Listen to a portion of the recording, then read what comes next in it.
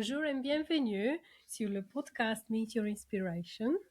Ici, nous parlons d'inspiration, de motivation et d'autonomisation.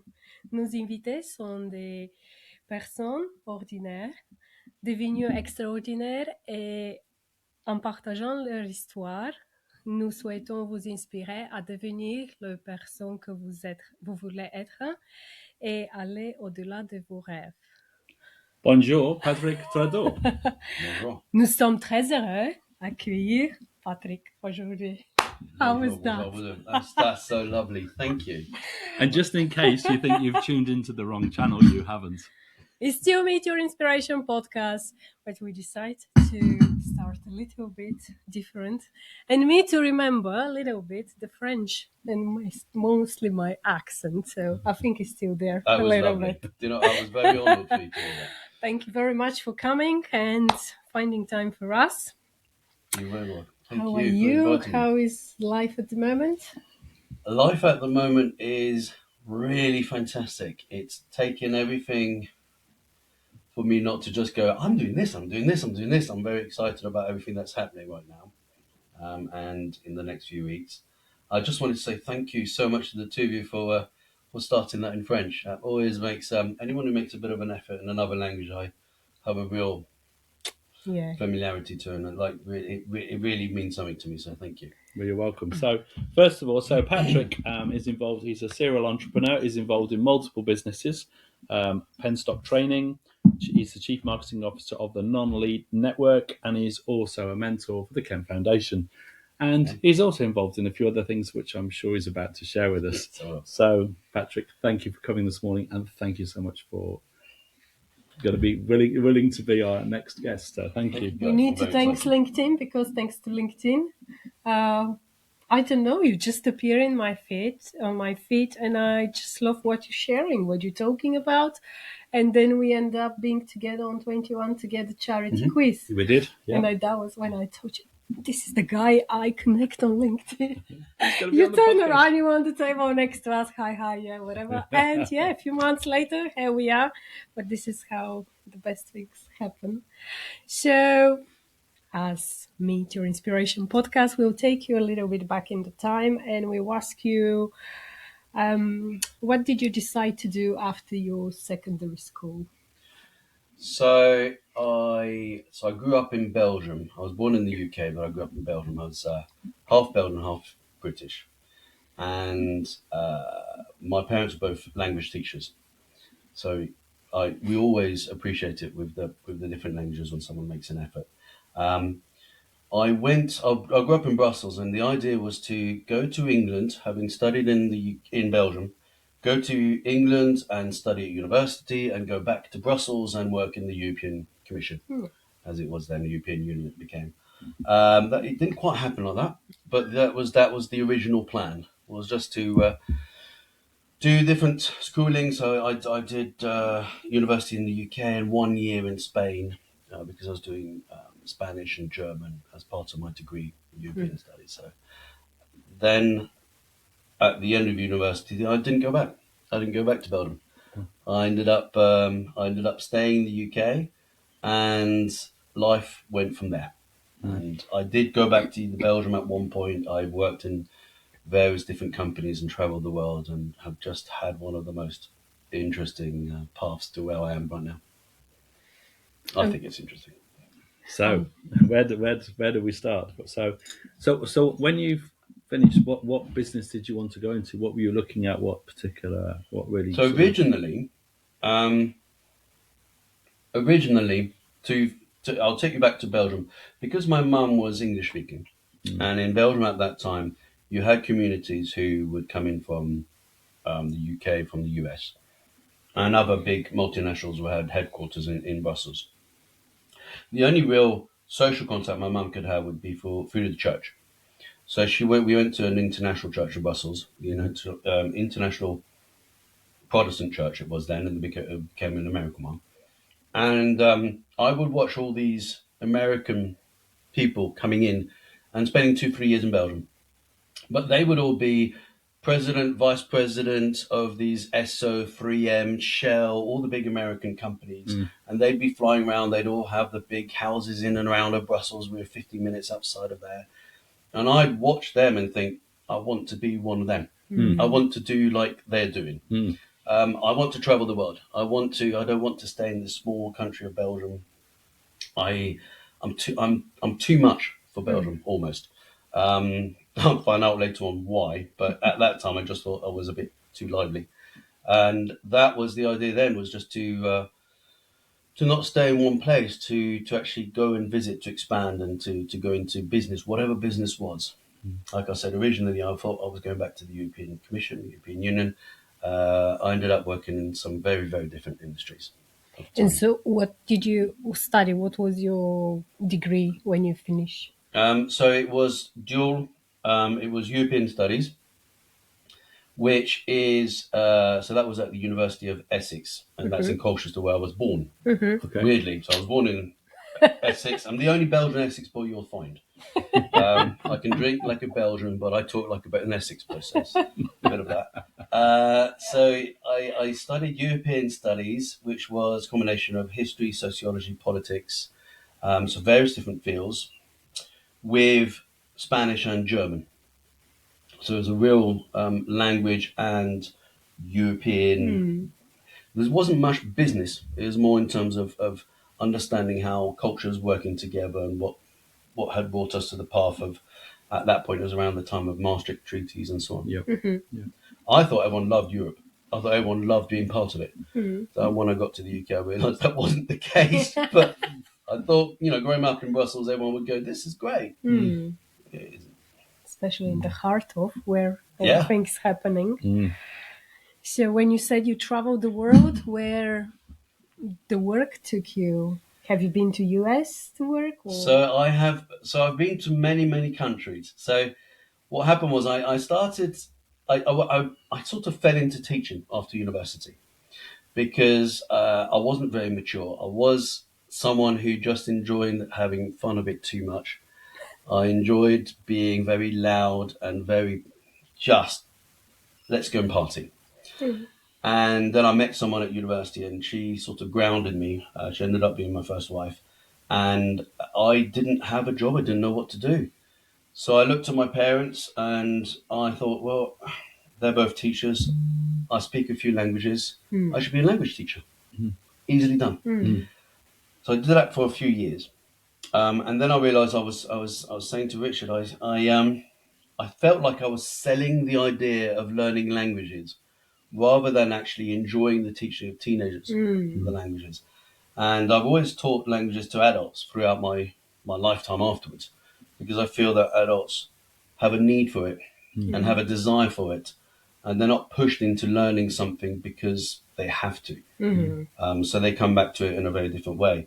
But because I had the languages, living in the UK and having languages and being a little bit loud like I am and enjoying meeting people, there's opportunities.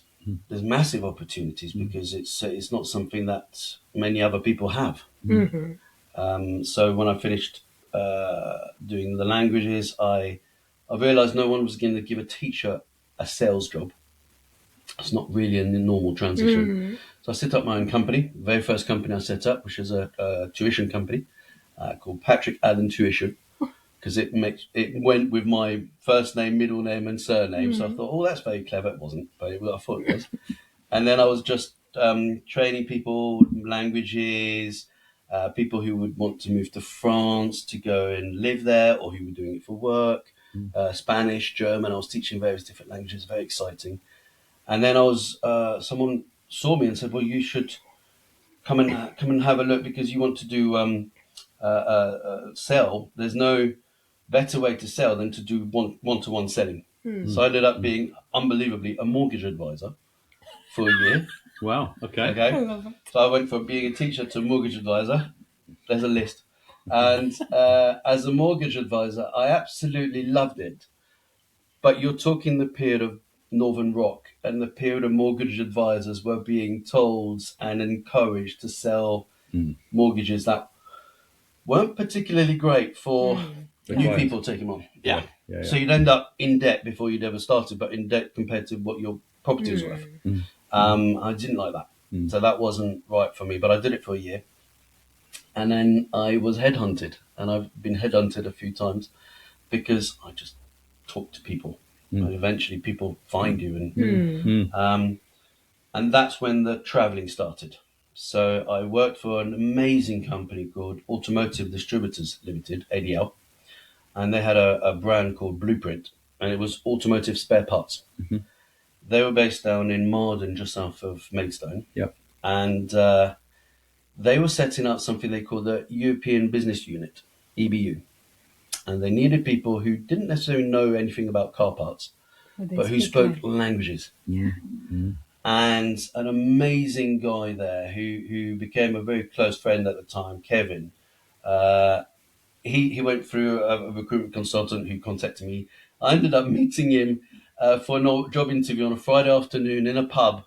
And all I got as an information is there's a man there waiting at the bar wearing a pink shirt. Okay. Happy days. And he said, "Do you want a beer?" "Yes, please. Let's have a beer." And he explained the concept of what he wanted to do. And it was so different that I just jumped at the chance. Yeah. It's Korean and Japanese cars. The parts are made in Asia, in Korea, Japan and China and other areas. Brought into the UK, distributed from the UK into European markets from importers and distributors. But we also had another a part of the business was in Lisbon, and from there they went to Spain. And I'd be looking after everything that was Western Europe. And I just jumped at the chance. Yeah, sounds very exciting. It's amazing when you're coming up to late 20s, mid to late 20s. You get the chance at the time.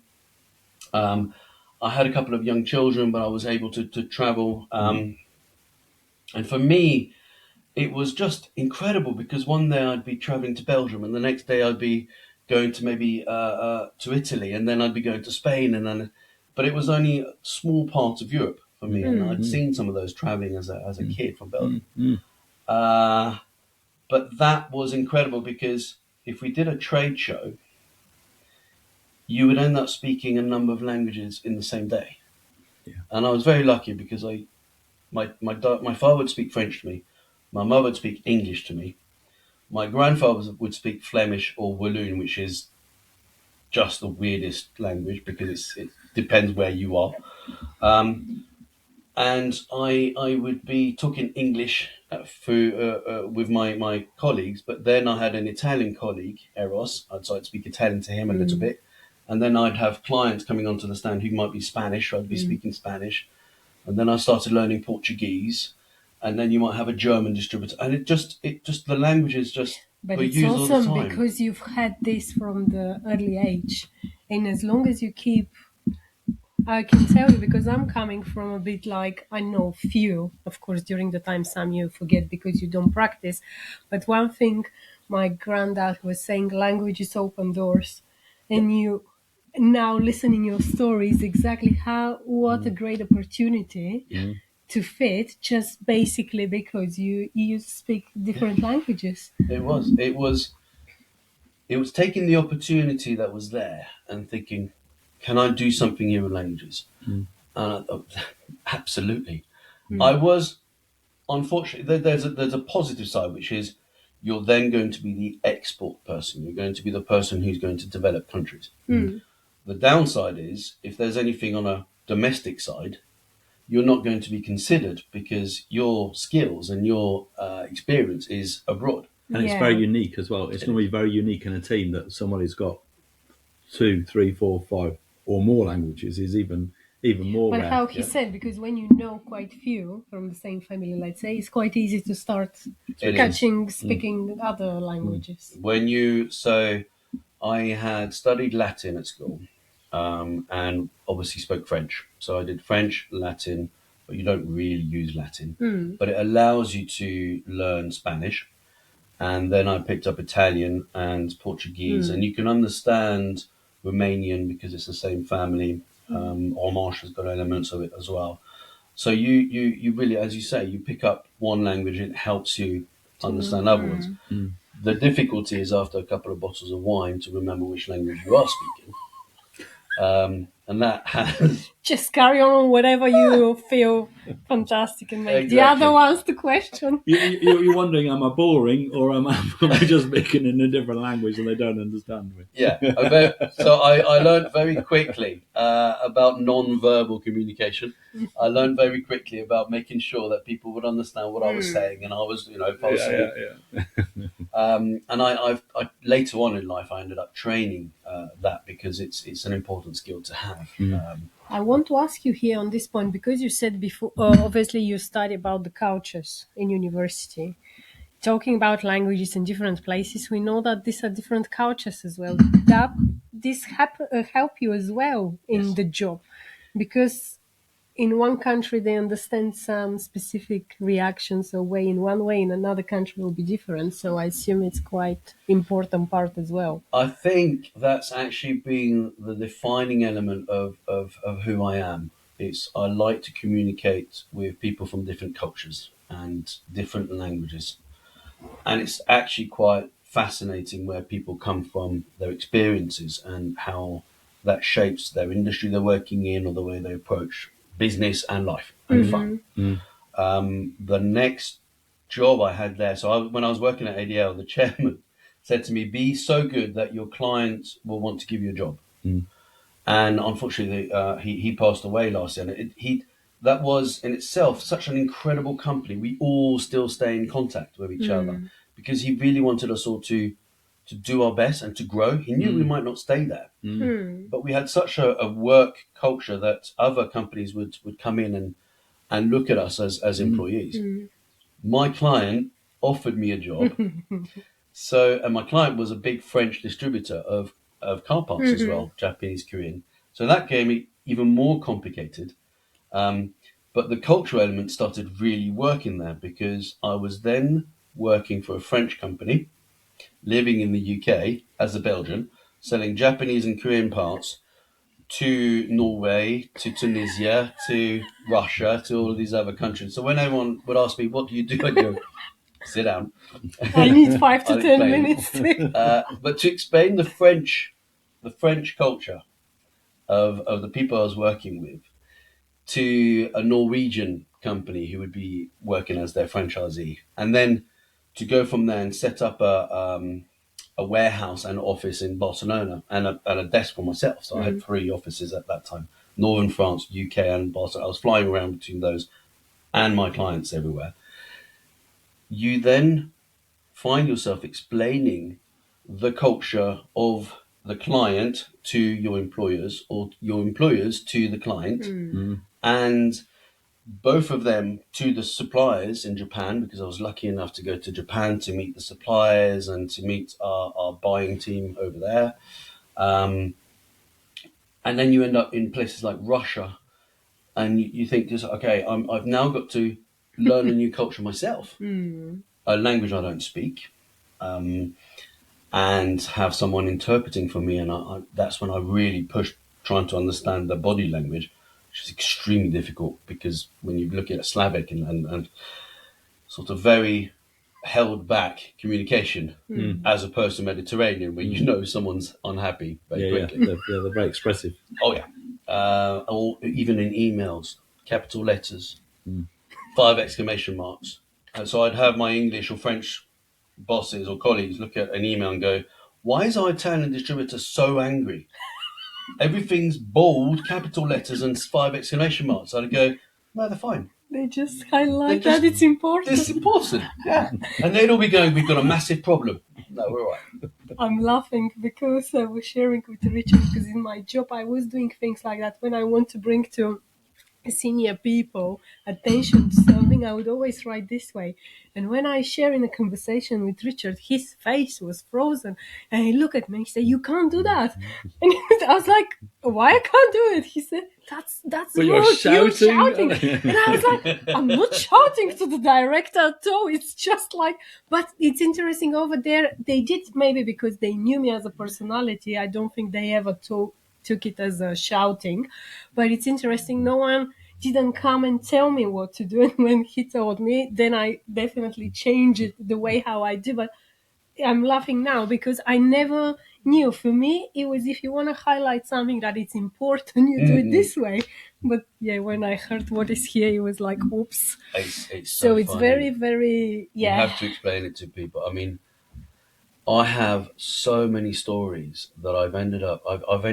We'll talk about the training company. I've ended up training cultural awareness and doing business internationally. There's a skill. There's a skill to it. We're very lucky in this country that most businesses we are going to be talking to, there's a tendency they'll be speaking English anyway. Be an international English. So there's things that need to change, like idioms. I watched an international person saying, "Well, he hasn't got a leg to stand on," and I watched the French person looking at the legs and looking back at them, and nothing was happening there. So you had to then explain it and go, "No, you need to do international English there and take all these things out. You can't use You those. can't do it." No. But it was fascinating for me. That was a huge period of my life. I hate flying. I've got to say, I hate flying. But I took 500 flights because I would be in the UK on a Monday morning. I'd be flying to my office in Barcelona. I would then spend overnight in Barcelona talking to them. I would then fly from there to Poland or Russia or Norway, and then I'd then go from wherever I was to France on a Thursday and spend the night there and go to my office in France and talk to the business owners there. And then I'd go back to the UK and I'd be living life on the road. Which is totally exhausting. It is.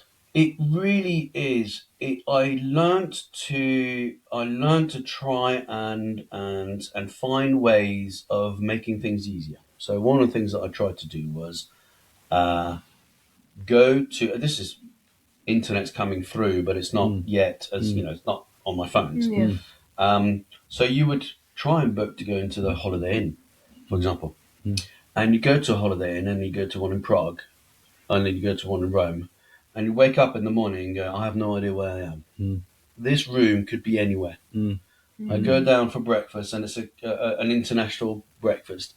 I have no idea where I am if I don't concentrate on what I'm doing where I am. And you suddenly realise that it's a very lonely life as well. Absolutely. Yeah. And what happened to me has happened to many people doing business is, unfortunately, my first marriage fell apart.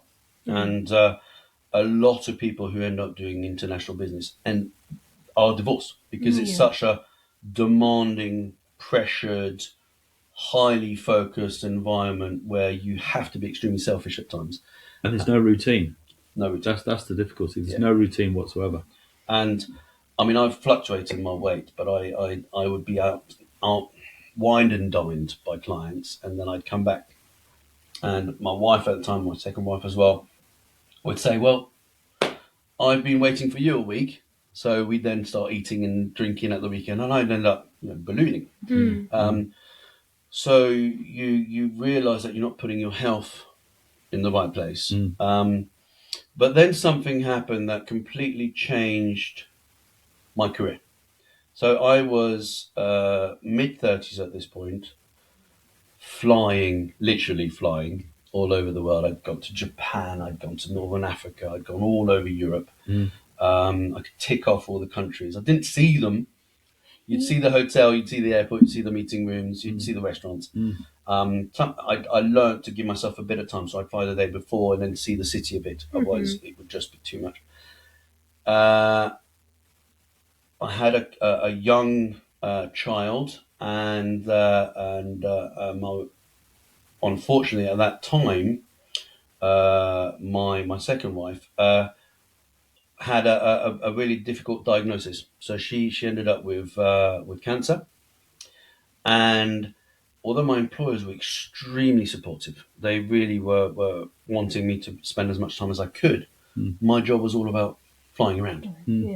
My job, and the kind of person I am, I can't be caged. I'm not an office person. I work in an office, but I had 3 offices then. I had 2 older children by then. I mean, they were getting a little bit older, and 2 young children. And unfortunately, her situation deteriorated relatively quickly. So there was a conversation between us and the family, and someone in Holly's family said, well, you can't fly anymore, you can't travel, you can't do this. My youngest child, who at the time was only, was inside, so I'm explaining it in this way so you understand what happened. So Holly had already had a series of treatments for cancer. And that's just soul destroying to watch someone going in healthy, colour in the skin, going into the treatment, and then she's got chemotherapy, comes out grey within a couple of hours, and everything is painful for touch, the light, sensitivity to cold. It really ruins someone. It destroys someone from the inside out. Yeah, absolutely. And she was quite young. When she passed away, she was only 30. So this happened in her mid to late 20s, and then she passed away. She was 30. And I realised that actually I couldn't do this life anymore. It's extremely selfish to be flying around and leave her in this situation. And unfortunately, so she was pregnant with the youngest. And she was 6 months pregnant. I'm smiling because it's such an amazing thing as well as being such a tragic thing. It had spread, and it had spread toward the lining of her womb, and so they had to open her up to see what was going on. But as they opened her up, they stroked the unborn child who was inside of her and told us about it afterwards. And she was 6 months inside, so she wasn't born yet. And it's such a miracle that they managed to do that and help her. But unfortunately, it meant at that point, we needed to look at the next load of treatment. So we needed Lula to be born early so that Holly could then have treatment. So that was very difficult. And I started realizing I can't travel, started moving away from the idea of me traveling so much. And Lula was born prematurely because we had to get her out so that Holly could start her treatment. If that wasn't enough, when Lula was 10 days, 2 weeks old, she contracted meningitis. So we were looking at a sensible family car into a dealership place, as you would as a normal family. And suddenly I see the baby she's not well. So we call the person who in pediatrics who'd be helping. I said, right, we need to come in now. And they put in antibiotics straight away, which is incredible because that saved Lula's life. But that day, she basically she flatlined. She died 6 times throughout the day, and they kept coming back, and it was calling everyone. So it's all chaos going on, absolute chaos everywhere. Bearing in mind, Holly's treatment was going to be started a couple of days later. We don't know what's going on here. Our child, our daughter's a couple of weeks old. Panic stations. Ended up being blue lighted, so that means transported by ambulance with the lights going to the Evelina Hospital in London, which is a specialist hospital for children with quite a high rate, unfortunately, because they go there as serious cases.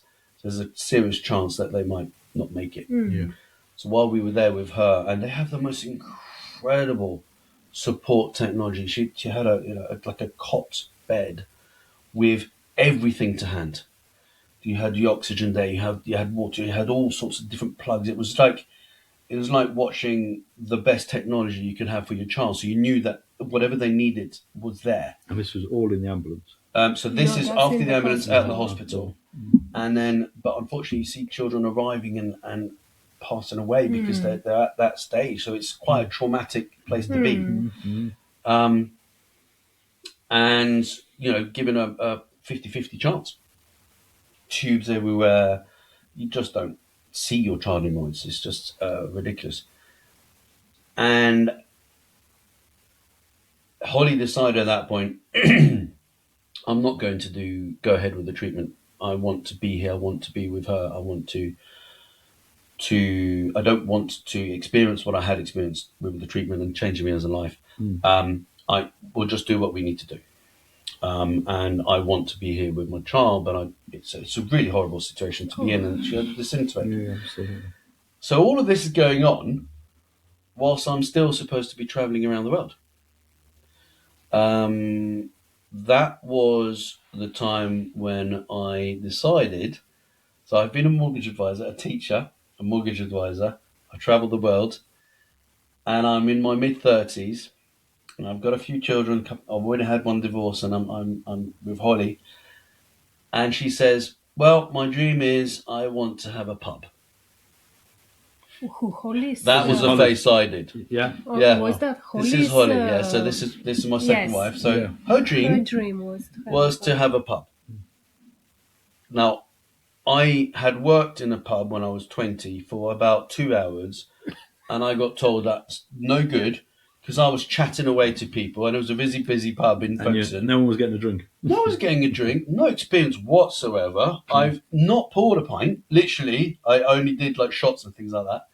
And she goes, I want to own a pub. Right. Okay. She said, no, that's my dream. That's what I'd like to do. I said, so I have a choice here. And I have never regretted this choice. And I said, yeah, okay, let's do it. Never regretted it. We ended up with Shepherdine Pub in a small village outside of Ashford called Westwell, and a fantastic little community. But you're talking a village pub. Mm. And I'm flying around the world in planes, busy hotels, busy meetings, multi hundreds of thousands of pounds worth of deals. And suddenly I go from that to I'm behind a bar and I've got to pour a pint of ale or a pint of Guinness or do, weird drinks that people drink that they assume you know what you're doing because you're a landlord suddenly. Yeah. And we arrived in Westwell, and our opening night, it had been closed for a couple of weeks. There was a meeting, I think it was like a sort of a theatre group meeting in the village. So there was lots of people out and about, and they knew the pub was opening, and someone had mentioned it. So 150 people turned up. I'd never poured a pint. And was she healthy enough to work with you? So this was a few months. So we opened in September, and she was fine. She was healthy. Mm-hmm. It was 2012, the London Olympics summertime. Mm-hmm. There was a big feeling of very British, patriotic, all of that stuff going on. So when I told my French guys, I'm going to have a pub in England, they thought, you are absolutely crazy. What are you doing? It's not going to go well. Crazy, actually, it's a bit more like that. So, come and have a look at some point. And we opened this up, and I had to go downstairs to change a barrel. Never done that before. I then had to go and clean the pipes, not that night, but I had a very steep learning curve. So you're talking about someone who, I'd been a teacher. I'd learn. I had done a CMAP, so that's a certificate mortgage advice and practice, so that it was legal to be able to sell things. I then was selling car parts, so I had to learn about all the car things and how it works and so on. Now I'm in a pub, and I'm suddenly realizing that what I've been drinking all my life, I have no idea how this is getting into my glass. So I had to really learn very quickly. We had some good friends who had other pubs, and they said, look, we'll help you make a menu, because obviously you can't survive on just drink. No, you you have food. Yeah. So I got a young chef to come in there with me, early to mid-20s. So we had a very young team, so chefs. Suddenly I was a boss of people within our own company. And Holly was very excited. And at that point, Tallulah, the youngest, was 7 months old. So you've got a 7-month-old child. Got a dog, of course, we have. Why make it easy? A 3-year-old child. And my wife has got cancer, but she's okay at this moment. And all I know to do is to travel the world and sell stuff. Escape to luxury at Hempstead House Hotel and Spa, an elegant country house hotel in Bapchild, near Sittingbourne, Kent. Relax with indulgent spa treatments. Dine in style with exquisite cuisine. Perfect for getaways, weddings and events. Experience luxury in the heart of Kent.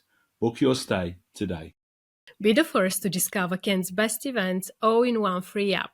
What's on in Kent is a new and rapidly growing app where you can find days out information, places to eat, festivals, concerts, markets, and much more around you.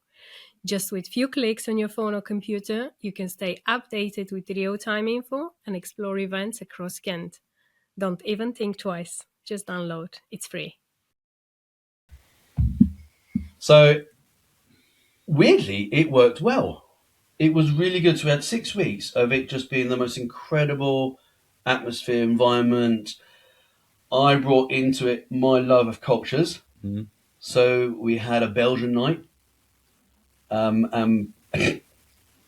I enjoyed dishing out raw meat in a steak tartare, but we call it American in Belgium, and beer soup.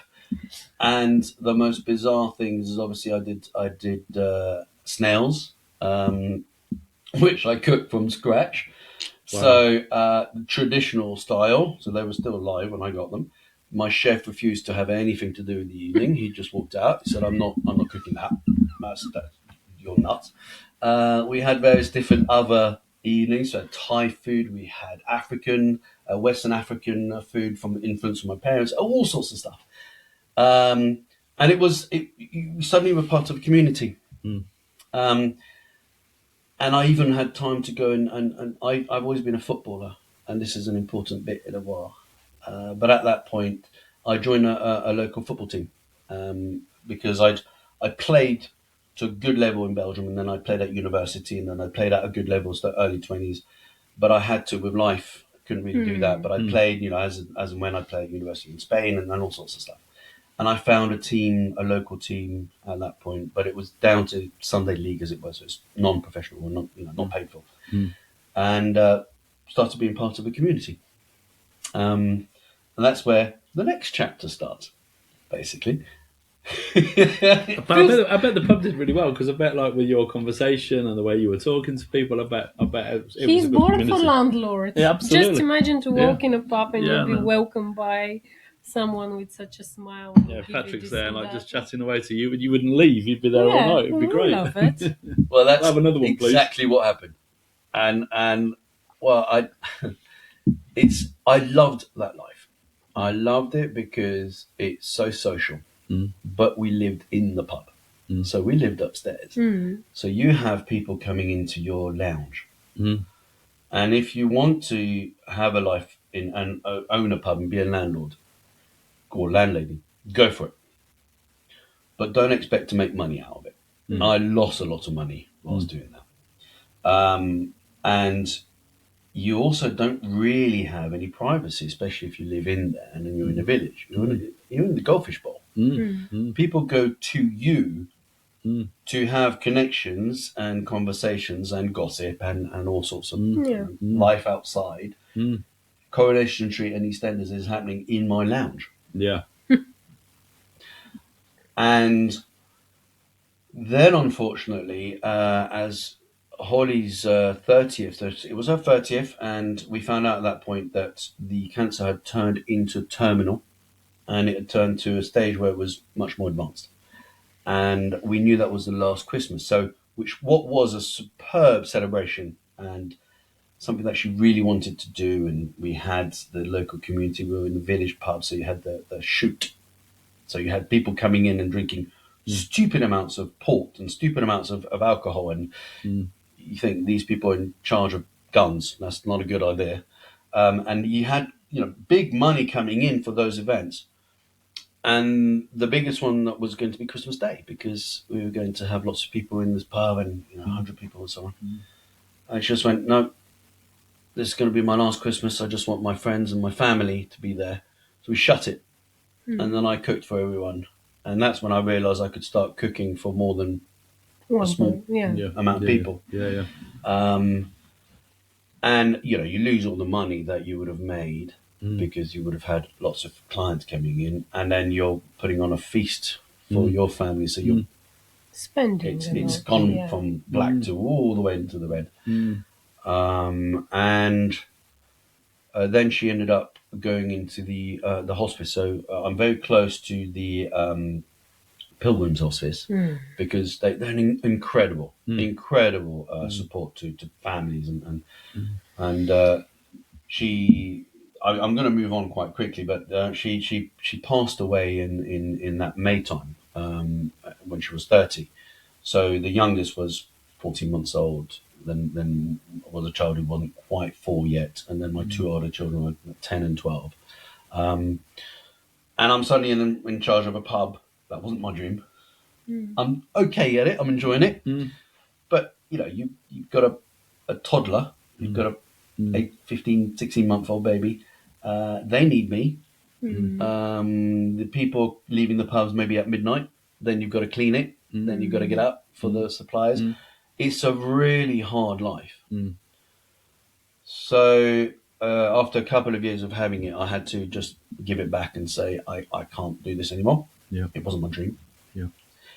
And I went back to what I knew, which was to help businesses grow abroad, quite simply. Now, when you're doing that the first time around, it's all fun. It's all games, it's all experiences, it's all adventures.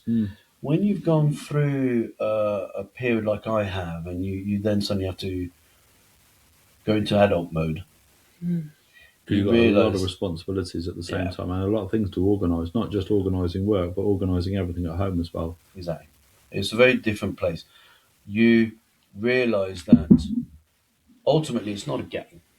Before it was a game. If I'd sold something for 50,000, I could easily get it to 60, 70, 80. I was playing games almost with myself. It was just...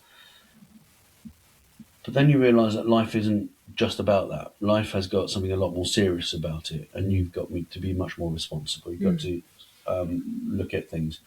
And I realised within the pub that if I wasn't careful, I could very easily turn into alcoholism because I've always enjoyed a drink. Yeah. And I've got a pub.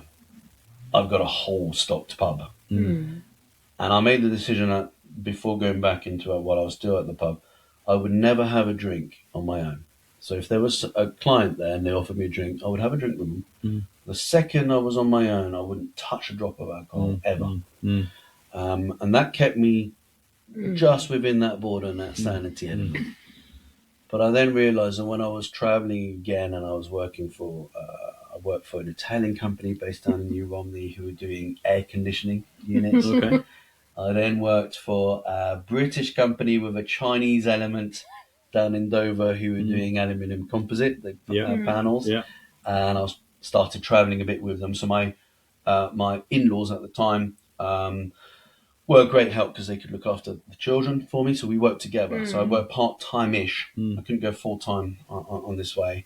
And then I ended up traveling, working for a hearing loop company, Contactor. So they went they went really, really stressed out when COVID hit, because suddenly you couldn't talk to the person in front of you. You needed to have this barrier, this plastic barrier, and you needed people to be able to hear you. So they had a lot of success at that point because their systems were specifically designed to help you hear.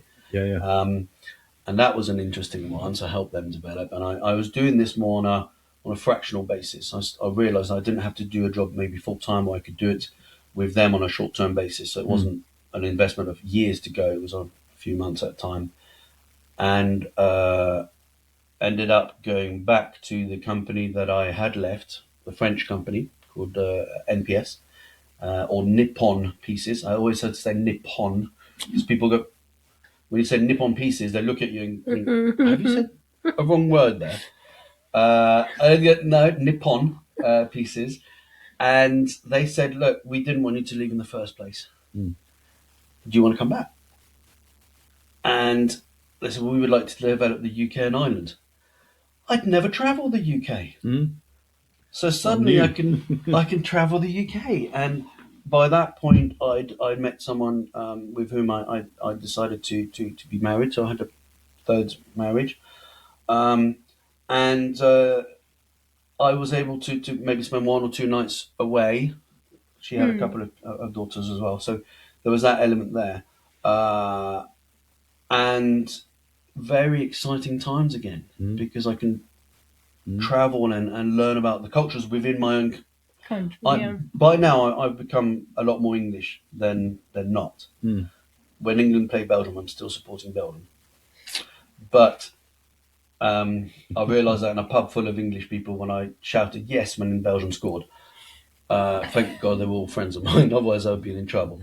But I was then travelling around and going all the way to Bradford and Wales and Hull and looking at the lovely parts of England and the not so nice parts of England and learning about different cultures and different parts. It got exciting, and then I was headhunted again. Someone who knew me from football said, "Look, come and work with us and stop travelling. Like, be in an office, help us develop something else." But my interest has always been to be out and about. It's always been to learn about people and cultures, and to talk. Clearly, I talk a lot. I've realised that. Obviously, all this what you always wanted to do, and I think I would say you were quite lucky that from quite early age you knew what is your thing that will attract you. But did anyone influence that in you? Have you seen something around you? Because obviously your parents were influenced because of the languages, but about the other part, did anyone play any role in your So, life? what's interesting is I've discovered in the last few years that I have got ADHD, and I'm one of these people who everyone else knew, but I didn't know. And it sounds really stupid, but when you then talk to your family, to your friends, and they say, "Yes, you were that annoying child who wouldn't sit down and would play football in the middle of a conference or whatever." So I always knew that I had to keep this brain busy, and the way that I wanted to keep this brain busy, I have an appreciation for beauty and excellence. It's one of the character strengths that my other half, Ellie, does, and she's doing a PhD in character strengths for the police. And she was able to identify a number of things for me, and I realised going back through life that my love for travel, communication, learning different languages, learning different ways of talking, communicating with people, was very much down from an absolute need not to be bored. So yes, I was influenced by people who had travelled. I'm a child of the 80s and 90s, so I watched Dynasty and Dallas and all these big business things, and people would travel here, and I get bored easily. So to find when I say I get bored easily, that's to accept that and then find ways of managing that is important. What I'd always tried to do was to try and make myself into the square box that other people needed. What I realized in the last few years is that's not helping anyone. Nope. And who I am is someone who has different interests, someone who can bring experience and love, real love of meeting people, of learning about people, of actually caring. Making money for people who already have lots of money is, after a while, not particularly exciting. You want to give back. You want to do things. And I can't travel the way I used to because I'm there for my children. I'm now looking after my mother who's moved in with me, and I'm looking after her as well. And I have my children with me. I have Ellie, with whom I'm looking at dedicating the rest of my life. It's something of a real partnership that we have. I want to give into the community rather than go and find myself in Moscow or Tokyo or Tunis. To me, I was looking for who I am in these places. Now I've found out who I am. I'm actually able to help other people a lot more. Mm. It's a really strange. I mean, I'm getting old. I've turned 50, and Honestly, for 50 to have, I do get the bad parts of the story as well, but I admire how many things you did. Compared to you, I would say there is a huge number of people who are really having a boring life. I can't do that. Finish university or school, got on a job, moan from morning to evening that they don't like whatever they do, but they carry to do. Where honestly, I was meant to ask you at some point, how old are you at the moment? Because all these incredible things, the number of companies you said, the number of things you did, is just admirable, honestly. On top of everything else happening in you. your life. And we're not talking about the football side, Yeah, you get to the other which bits, I the think interest. it's Yeah. going to be as well quite interesting. Absolutely.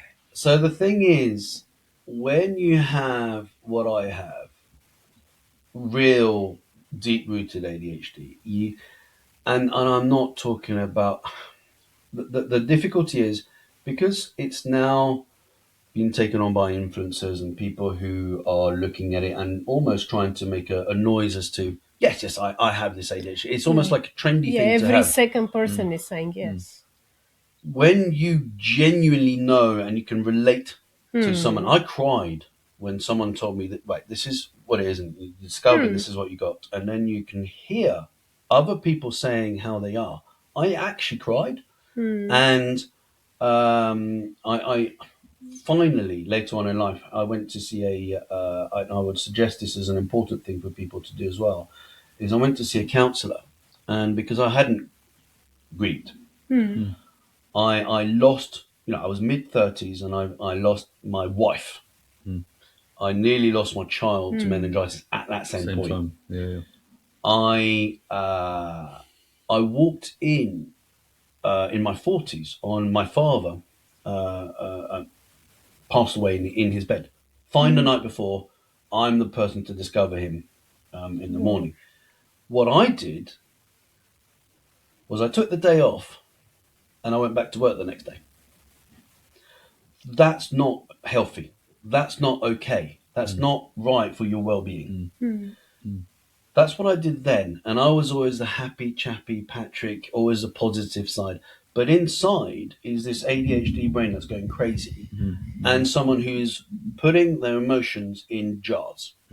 So, okay, so your wife is dead. Okay, there you go, jar. Okay, so you need a child. Okay, jar. Okay, so you've got these pressures at work. Another jar. And then ever so often I'd have a burst of energy or a burst of irritation, a burst of anger, a burst of... And people go, yeah, he's erratic. But actually, you have no idea how much is inside of here. I've now got to the stage where I've opened up all these jars. I've started dealing with everything. I've realised who I am. And I really am here for other people as well because and that's... Did that take a long time to be able to actually unpack that? Because Yeah. there's a lot going on to let go of emotion.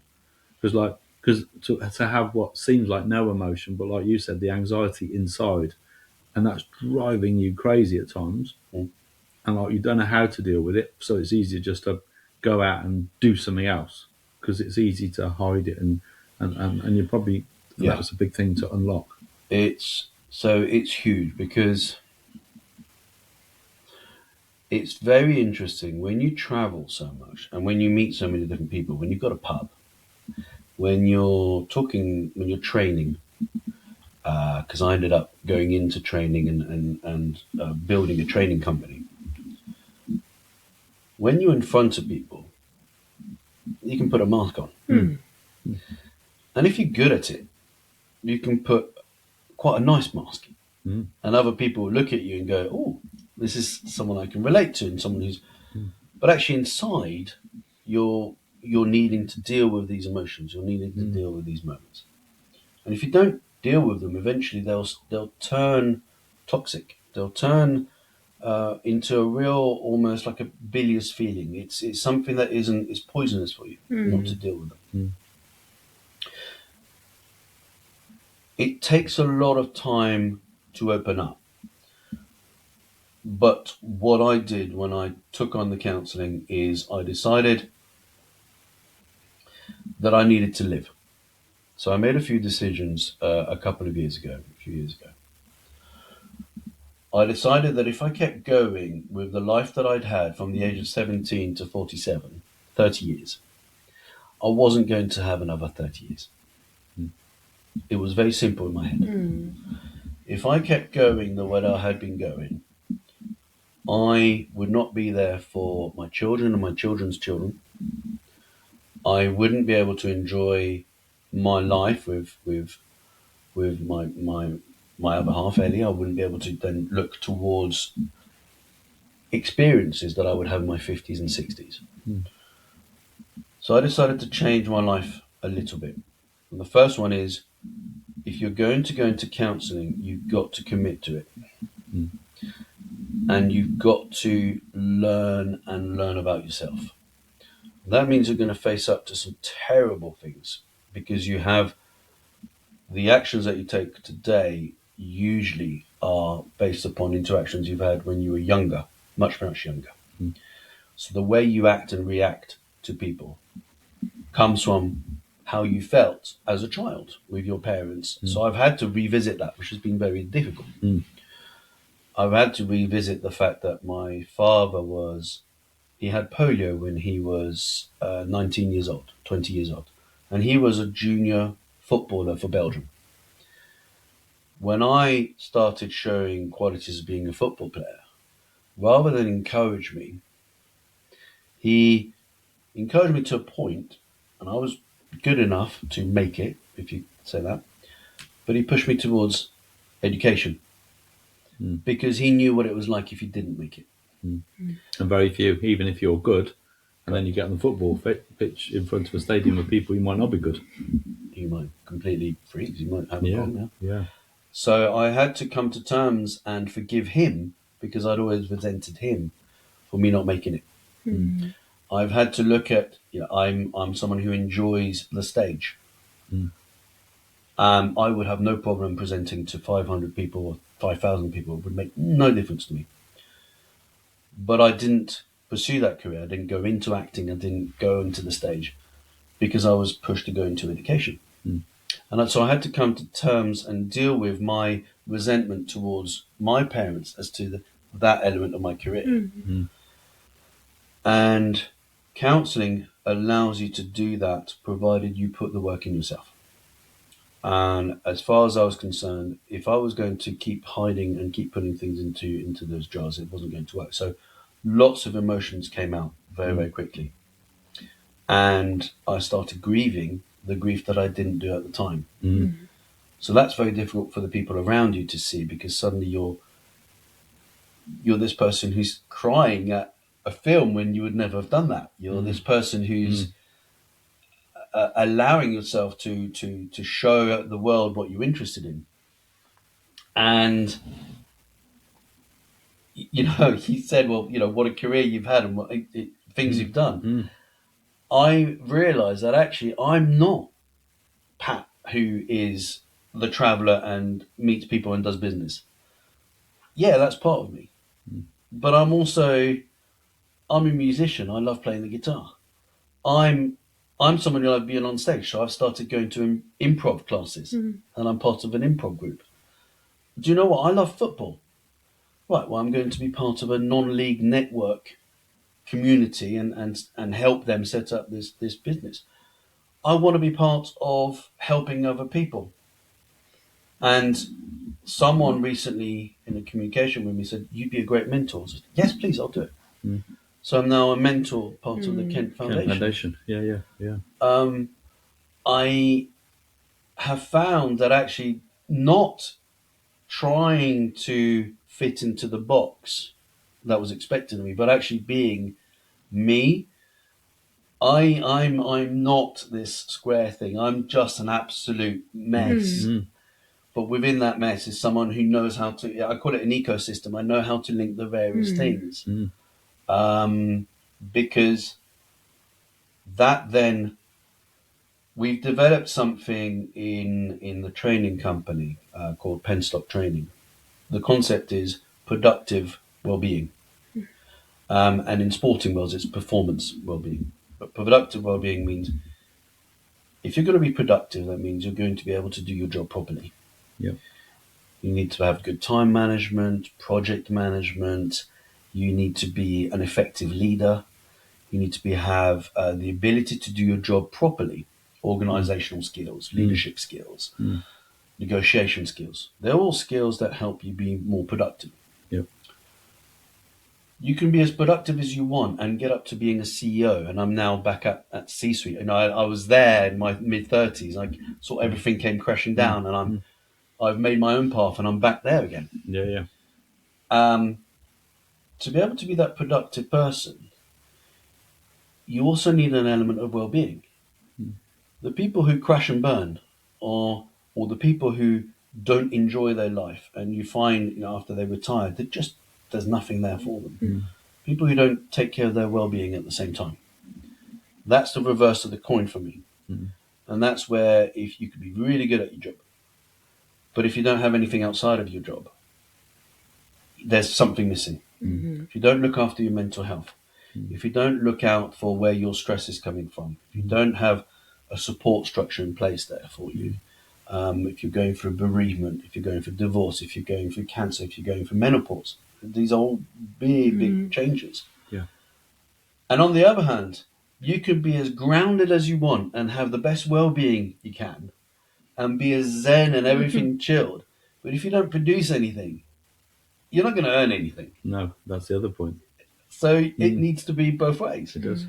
And when you were talking about the training company, Ellie had a mental health training company. It was called, I can't remember what it's called now, but I came into it, and I decided I wasn't going to do the job that I was doing. I was going to help her, and together, it's called Motivating Minds, and together we looked at calling it penstock training, and penstock was where we were living at the time, and it just resonated for us. And I was more on the productive side, and she's more on the well-being side, and it just made sense to put things together.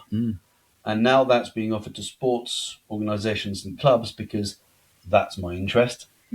So why sell aluminium composite panels or hearing aid loops or tables or chairs or lamps or car parts?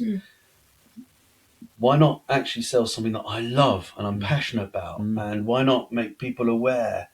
That's why I'm so interested in Nick Inge and I Trust and his amazing services that he has. And that's why there's going to be things coming out in the future of companies that I'm helping, because they need someone like me to come in, but they don't need me on a permanent full-time basis. They need me to come in and go, this is what you need. Let's help you grow. Good luck. And then that's where I am. You sow the seeds, you implant something amazing and put an energy into a business and then help it develop. That's exactly it. That's the thing to do, isn't it? It's what I've done for various companies. And now I'm doing it as a fractional or as a retained. The words mean very little. You're coming in there basically as someone, as an entity, where there's a company wanting to grow. I've had a company this last week I'm going to help, where they said, look, I just want to scale up. But they can't afford to take me on full time. Perfect. I'll come in there, boom, let's do it, let's build it up, and then I don't have to teach you to speak Spanish. I can probably negotiate with your Spanish suppliers or clients, and then or find someone for you. It's an exciting life, and I'm 50. I'm hoping that the changes I made 3 years ago, that included giving up smoking. By the way, for me, smoking was such a part of my life, and the only people we didn't know were my family. I was always smoking. I literally would turn up to a football field, open the door, and I'd be having a cigarette, and I'd play a football match. At half time, I'd have a cigarette, and then at the end, you were running? Yeah. It's fine. Oh, no yeah. problem. Wow. Well, it's not fine. It's a stupid thing to do. Yeah. I mean, it didn't harm you at that time when you were running, so you would keep doing it. What it did was it controlled my ADHD. Okay. It's crazy. But ADHD, caffeine and cigarettes and things like that, which are stimulants to other people, to us, is actually that's where we sit. That's where we stand. We're always stimulated. So that's a new norm. So to me, that's where I was. A highly addictive personality. So that's why I could never do a hard drug, because I would be on the gutters, sticking out. It's just not possible. So to me, 3 years ago, I just went, oh, I'm going to give up smoking, and I did it overnight. That's changed my life, because I suddenly think, I can do that. I can do anything. Yeah, exactly. Because that's huge self-control for a lot of people. That's like an immense self-control. Because the addiction, like finishing a meal and having a cigarette, going into it, arriving somewhere, having a cigarette, it seems like it's just a thing. Well, the most incredible thing, if you have an addiction, and that addiction is part of your life, it becomes your friend.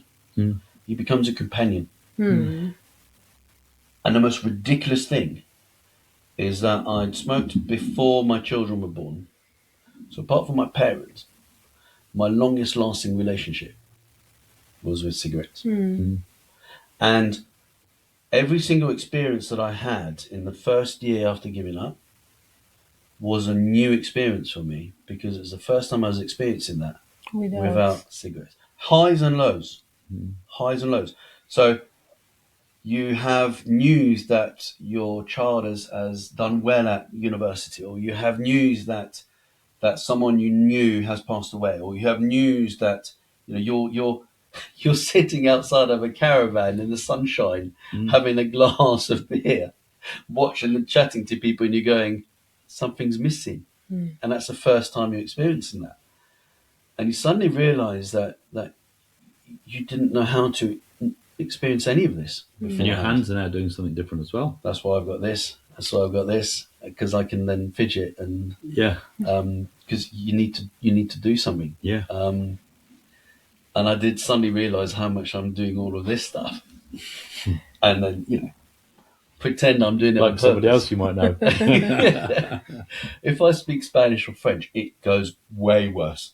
You stand up doing this, but it's you learn about yourself a lot more when suddenly someone's going, what kind of, how are you going to react with being in a social situation? I had to stop going to pubs for a period of time because I didn't know how to be. Because I linked it to having a drink, having a cigarette, talking to someone, doing that, and it just you suddenly have to relearn who you are. And the person I am now is someone that I actually like. The person that I was before was someone that I don't know that I was fully ever going to be myself. That's a massive, massive journey. Of all the journeys in my life, that's probably the one. I say to people, the joke is that I'm 4 weddings and a funeral, because I have been married 3 times. I have got some children. I'm in a long-term relationship now. It's very likely at some point in the future it's going to be a 4th wedding. So I am 4 weddings and a funeral. But I'm also the guy who's had it and lost it and had it and lost it. And the reality is that teaches you so much. Because a success story from start to finish, to me, I don't actually necessarily believe in that. I don't follow that. I look at that person and go, there's something more here. Because your life does take twists and turns, and as long as you know where you're going more or less. When you ask what made you want to travel? Just you want to. Yeah, I think trying to find who I was. But you also fall into these things as well because of like your personality, the way you're as a communicator. I mean, languages and the ability to communicate by being expressive, by having a passion, having an energy. And a lot of people don't have that energy. And you meet some people and they don't have any energy to give. And because maybe they didn't find No. what they love or what they're good at or what gives them. There. Yes. Yeah, it is in there. The energy is in there. You can learn, by the way. You can learn to channel it. So the way I am, I find that I have learnt skills as well as allowed my personality to come through and influence people. Mm. There are ways of communicating. So sometimes I'll take a breath. And where I used to go, depending on which language I'm talking, I'll just now take a breath, take a bit of silence, and work on that. That gives you a much better grounded situation to be in and to be able to communicate. Mm. That's a skill. That's something you can learn to And you do learn it. Yeah. Eye contact, Mm. smiling, engaging, Mm. mirroring. So mirroring what someone's doing. Mm. Those are things that allow you to be a better communicator, but also it gives you more confidence. Mm. The way that I'm sitting isn't necessarily the most natural way, but it's a way that I've learned to be. I've learned to do this because maybe over time, I used to try and be and appear more than I was. And I'd have the gin and tonics and pretend I knew what I was talking about with golf, with chief executives or somewhere or another, and think to myself, I'm lying here. I'm out of my depth. Now I go to people, I'm Pat, I'm flawed, I have got issues, I have experiences that are going to help you. I'm a treasurer in a tennis club. I play tennis. Haven't even mentioned that. Mm. I play tennis. I've got a brace that I put on in the morning to allow me to walk because I played so much football that I don't have a meniscus left in my knee. Oh. So I have. And yet you play tennis? Yeah. Oh, yeah. Okay. Pure willpower. Yeah. It hurts. So it's, Yeah, I was going to say. my consultant thinks I'm absolutely insane. I've got a brace to move the weight to the outside of my leg, and in time they're going to cut off bone, and so that it stops going against each other. I'm an absolute idiot because I will continue to play Because you love it. I love it. I've played football with a damaged knee, but I learn that I accept the consequences. I teach my children, if you do the crime, you do the time. If you've done something wrong, just say, I've done this. I shouldn't have done that. And for me, I know that I'm going to go and play tennis and I'm going to spend 2 hours on a tennis court and put my knee under so much pressure. The next 2 or 3 days, I'm just going to wince and be in pain. But it's worth it because I could already not be able to do that. I stopped playing football mid-40s, and I had a knee injury late 20s and a first operation in my 30s. And at that time I said, no, you need to stop. The words I use were not polite enough for a podcast, but watch me is basically the way that it is. But I like as well the willpower, because obviously sometimes when you want something so strong, there is, somehow it's just, you put your mind into it maybe and as you said, I love that how you describe, what's going to happen after this is 2 hours tennis, but obviously they give you so much that you are ready to. I recently seen and you are very often sharing that you still play football sometimes. Is it? So, Is it like for charities or for a bit of? I retired, Mm-hmm. but the football community is a family. So I've played with different clubs, and recently, I mean, over the last couple of years, people that I've known have passed away, and so I've been involved in that. Just because you share, they're quite as well. Some I would say young people. I would say, yeah. So someone very recently had an accident at work, and he wasn't part of a team that I played with. So they weren't health issues; they're just no, that was an accident. So one of them was an accident, one was a health issue, and then there's various different people. The football world it's like a family. It's very bizarre. If you play a team sport, it's not just football. Any team sport, and I'm very much a team player. That's the way I approach things. You have a bond with people on a field or a court that is impossible to describe if you've never played. My brother is like that, and he's almost nearly 40s he's going, but I can see that doesn't matter, even sometimes the rival teams or whatever, you just become as you describe it. It's family, community, and people will help. When you play, get it. But yeah, after that, I like this spirit that Correct. exists. It's a community. It's a sense of belonging. So, as humans, we seek out naturally a sense of belonging to a particular group. It's just natural sociological. Where you come from could be your village or town. So, for example, I live in near Ashford, and the people from Ashford don't necessarily like the people from Canterbury or Maidstone or Folkestone or other places, but they both belong in Kent.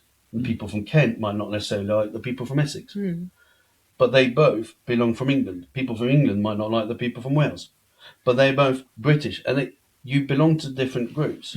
People look to be in groups with driving clubs, so there'll be maybe the Porsche owners driving clubs, for example, or a football team. Oh, I'm a Manchester United fan. So am I. Oh, we've got. So you try and build links to other people. It's a normal social sort of relationship. When you attach that to the emotions of winning, losing, effort, trust, constantly being aware of other people, what they're doing within a sports environment, that's an incredible relationship that you have with those people. And I don't play football anymore. I miss that. I did play a little bit last summer because I wanted to help. It's called Head in the Game, and it's a CIC, it's a charity. And they help people talk about their mental health problems whilst they are in a sporting environment. And someone had mentioned it to me, and I came in and I was going to help them, just supporting what they were doing. I was meant to be on the sidelines. I played with the brace on. So there I am on a pitch with the brace on. I played for 10, 15, 20 minutes. I had the biggest smile on my face that I've had for years. It was the most amazing experience. And they all said, my well-being went from a 4 out of 11. We don't do it out of 10, we do it out of 11. So you have to choose one, say the other. 4 to a 9 or a 10. I was like a child at Christmas. But I couldn't walk for 2 weeks. So I realised that was my last part of glory for football. I'm done. That was now was you amazing. need to be on the other side. And I still had it. I could still pass it. I could still look at it, and I still enjoyed it. You can still see the smile. Yeah, Absolutely, yeah, definitely. yeah. Oh yeah, No, your eyes are literally changing. yeah. You know that, but yeah. If someone is listening, we need to tell you how Patrick is looking. when you do what you love, you find something different in it, and why be in a job that you don't enjoy and you don't want to do that when you could? The non-league network is a bunch of people who have realised there's a difficulty within the non-league football scene. There's very little money. If you're a player and you're looking for a team, you're going to find it difficult unless going to Facebook, and you might find one. If you're a team looking for players, it's difficult. If you're a team and you're looking for a physio or a mental health trainer or a nutritionist, things like that, there's not much money. So we've put together something to help from the whole country, across the whole country. Across the whole country. So from basically you've got the National League down. So you've got the Premiership, the Championship, League One, League Two, and then after that it's pretty much non-league. And you're going to non-professionals. You might earn money and play, so it goes from £50 to a few hundred, but you're not going to be able to rely solely on your income that way. So it's not a fully professional setup. And I do that because I love that. I do that because I can go into a football ground, and rather than wish I was on that pitch, I can look around and go, I can help this club. And I do that because I've become so entrenched in what Nick Inge at iTrust does, which is a speak up specialist. So I'll be watching a football match and then I'll hear racist abuse. I can't handle that. Xenophobic abuse or sexist abuse. I'd take my daughters to go and watch a football match. I don't want them to be in that situation, but also I don't want to necessarily call a steward and attract attention and create a situation. So what he has with the app and the QR code is incredible. Exactly. Absolutely. So I can then push my energy into that. But I can then go to the club and say, what you could do with is have some training. Yeah. And I've got the training company who can come into doing that. And I can also look at that and say, well, actually, you could do with some branding. And I've got a branding company I'm working with. Mm. Rather than phone someone and try and sell them a table, Yeah. I'm actually going into something that I love. You're giving real solutions for real everyday problems, which maybe others Driven can't by join it. what you love. Yeah. Which It's, is, I think it's the best formula. If you can find that formula, as soon as you find it, is better. Yeah. I mean, the podcast does this for us. It does, It's oh, just yeah, you can see. Saturday morning. I'm just like, We come alive. and people don't understand it, but you can't explain it. I mean, you say as much as you say, but it comes the point that I don't need to explain to anyone. I just want to be free to go and do what I love. I've realised that I actually have barely listened to the two, and I've just gone and like talked about me and just gone, blah, blah, blah, and I was so nervous before this, thinking, Well, you shouldn't be. I don't 'cause it's like great. talking about it, but You don't like talking.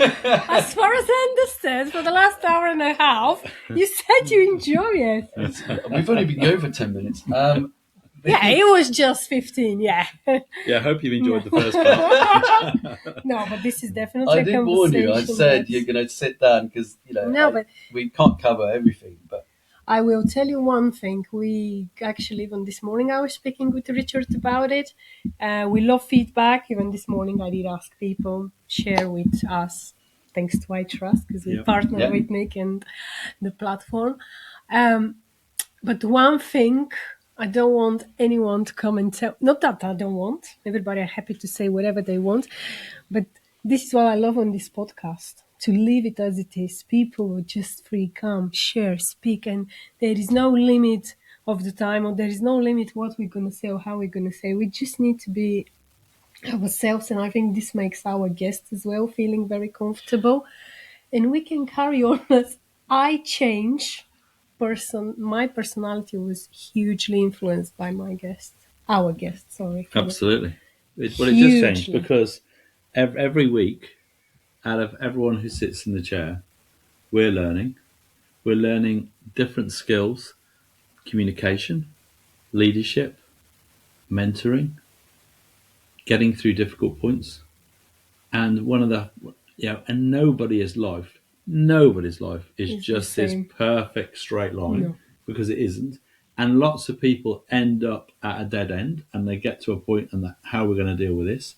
So they have to pivot to the right, to the left, and they have to do something completely different. But it's always working. It Always always find works. a way. Yeah, there's always a way out of something, and there is And- always a way. To be able to share that with the audience and just to give them that, because we all find people. I'm sure you meet as well people every day that they can bring you 10 reasons that something is not going to work. And I can see how I changed so much that when someone starts to focus on lots of negativity, so how it can work, I'm like, why you care about how it's not going to work? Just look on the other side. And I realize that lots of things that I'm saying now, and they're in my mind, they've been influenced by the people, because I've seen that it is possible in one or another way. And you today as well, you're brilliant. Such a, exciting and really good life, but in the meantime, Some really serious setbacks serious and some difficulties that are inbuilt.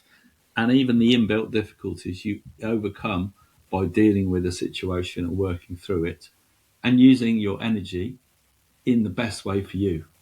And that's something that not everyone seems to allow themselves to do. And sometimes you have to allow yourself to literally, I mean, some people say we've got to think outside the box or outside the room or outside the building. But like, for Patrick, it's outside of country, maybe. Yeah, I don't know how to describe exactly. it, but it's it's you gonna give me be a big. problem, I'll try and It's lovely. That's the ADHD part. Yeah, but it works so well for you. I would say whatever people, because as we said, there are lots of talk. If everybody who got the ADHD are this way, or they found how to say their way to bring so much good in for community, for themselves. I would That's- say the most important thing that I've found in my life is I'm genuinely excited about new experiences. Genuinely excited about meeting people. So networking for some people is such a hard thing to do. I look forward to it. Meeting someone and finding out what they're doing. I look forward to tasting a new dish. I look forward to see. They could be a little insect around, and I will stop and look at it because it's an appreciation of that. It's Ellie calls it a childlike wonderment, and I'm 50, but I will behave like a child at Christmas when I see something that's new and exciting. And this, although I have also got a podcast that's starting, of course, I've got something else that I haven't talked about. You need to There's do it. loads of other stuff, but we do have a podcast within the non-league network, and I get to talk to ex-Premiership sports people, people I used to watch on TV that I'm now Amazing. talking to, and they're going, Aw. "Oh, Pat, it would be great to." I've got the phone numbers. I've got phone numbers of people I used to watch, like international players, and we're texting each other. Come on, that's brilliant. Yes, it's And to be, what I wanted to say about this is, I forgot we were on a podcast. it's easy to do. Well, we're sitting having a conversation. We've done it a few times. I'd recommend this to anyone because although your setup is very professional and there's a lot of lighting and editing and all that stuff, it feels lovely. And you two are genuinely like really warm people to talk to. And I mean, I hope I've been relatively okay. What I would say is when I you don't even know. The house I grew up in burnt down. Right? There's things that you don't even know. I've lost jobs. You know, I've gone through divorce. I've moved houses. There's stuff. You know, you lose it, you have it, you lose it. I've only explained part of it because it's Yeah, and those parts of life are really difficult chapters, and they're real things that they mould your life as well. They do mould your life because you see, and then there are points in life where it's really painful, and how do you overcome that? And you can easily go down into a rabbit hole, but there's also you've got to move on. You've got to go out. I mean, I moved down to Kent in September 24. Yeah, September 24. And I have come down here and I've been to networking events. I've done all sorts of different things. We do the podcast, meeting people around the area. And you know what? It is life changing. Absolutely life changing. And I have so many friends around this area and the people that we meet through doing the podcast. And we get invited to all sorts of things. And that in itself is life changing. And sitting next to people we would never imagine to sit next to and to have conversations with. It's just Obviously, it's having a unreal, isn't it? podcast is a bit selfish thing It is. because we can get, as you said as well, about the people from the ex-players. But yeah, you get something out of it. You're clearly excited about it, and that interest and excitement. What I'm realizing is I've had to make things happen at times in my life, but at other times I've just seen the opportunity and I've bloody grasped it. But that's a very good, maybe from today, one of the things is, once again, opportunity comes, grab it. Yeah. Say yes. And that doesn't have to be just something positive. I mean, I've found that, you know, men don't talk as much as women. And I don't want to turn this into a gender thing, but that's a reality. I didn't want to talk about my grief. But I met other men who were going through grief and I helped them. And we're not going to be sitting around a table in a pub and expressing exactly how we feel. I have 4 daughters. My mother lives with me, and I've said I've been married a few times. I'm surrounded by ladies. I am hugely in favour of how they communicate and how they express themselves. That's not me. Men don't do that in the same way. But I think these podcasts, you know, knowing the people you've spoken to, the type of people you are talking to, every opportunity there is to know that actually it's okay. There are people out there who can help you. Yep. There's someone you can talk to. Yep. I hesitating to talk about it, but I've been at that stage when I've decided which way my life was going to go, and I chose a positive one. But you could choose another one. You could. And life is serious, but you've only got one. And at the end of it, I don't want to regret any part. And I think what you're doing is incredible to allow people to actually be inspired. I don't know if I inspire anyone.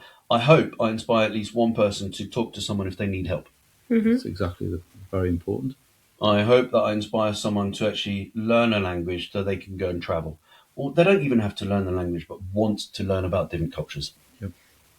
You don't have to be straight A student at school to then go off to be that person. If you have a passion, it comes through. It does, yeah. We do believe in that's it. that, although very often people are saying passion is not enough. Maybe it's not enough, but with passion as a seed, I think then you become a bit more, what was the word, Installed where you get driven. I mean, that's the point. You have a drive for something. yeah, and when there you've got was a a passion. word, but I forget it. Yeah, You'll whatever. come. It So will that's the come. problem. Mary and I, we've got lots different of dictionaries languages. going on here. Yeah, absolutely. Yeah, she's got multiple dictionaries like Yeah. as you do. Before we finish, we've got something, because nowadays we've got... Have you met Dr. Rand? He's hello. as well, Kent. He's Yes. mentor as well. Yeah, But he was our guest, and now we've got the pleasure to be able to give his books to our Wonderful. guest. And this is amazing book, Wake Up the Pilot. And you.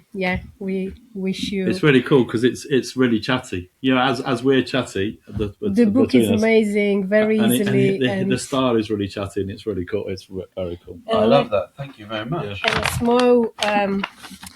I'm a very proud ambassador of this I've seen brand. that, yes. And it's something small for you. Treat yourself Thank you with very this much. lovely cosmetic, because I love the brand. It's a British, natural, and Vegan, cruelty-free. everything. Yes, and it's freshly made here. So yeah, I'm Pat, and I'm Enjoy. 57, but I'm 39 now. Since I've been using it. and Look, thank you. once again, thank you very much for your time. Yeah, and thank you for coming on this morning. I It's really been hope great we to have. can have another one as well, because Yeah. there will be so much more that Yeah, we can talk. There's a Next lot one on might the be new less. chapter. Yeah. Yeah. The new chapter's coming along too, which will be very exciting. So, Oh, well, yes. That's it. so Pat, thank you very much. I hope everyone's really found today not only interesting and inspiring, but also to see a journey and an experience for life. And hopefully your life will change because of what you've heard today in many ways. We hope you've enjoyed today's episode, and please do subscribe and follow us on all our different channels. And Mary? And also, if you're willing, please check the link below, buy us a coffee and support us to grow this project, to bring more and more inspiring guests, and to help giving back to all of you listeners, to see that everything is possible. And we are bringing you the real people here. That's all from us. That's all from Merci us, yeah. beaucoup. And There I am.